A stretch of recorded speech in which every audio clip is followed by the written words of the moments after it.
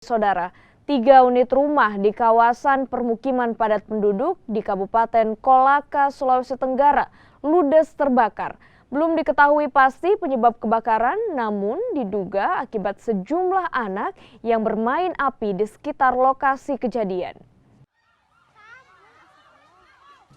Rumah yang merupakan bangunan panggung membuat api dengan cepat membakar seluruh bangunan rumah dan menyebar ke rumah lainnya. Api baru bisa dipadamkan 2 jam kemudian setelah 6 unit mobil pemadam kebakaran memadamkan kobaran api. Menurut saksi mata, kebakaran terjadi karena adanya sejumlah anak yang bermain api di sekitar rumah.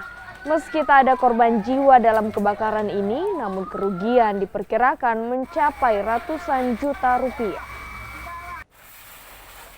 Tahu awal apinya itu pas tengah-tengah rumah, dibawa.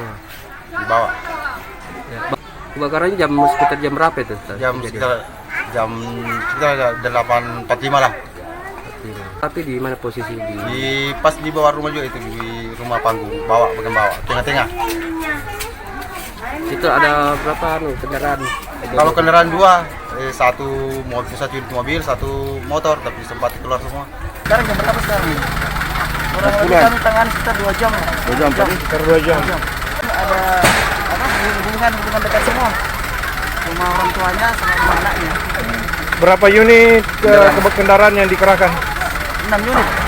6 unit, 4 untuk personal, 2 supply untuk air.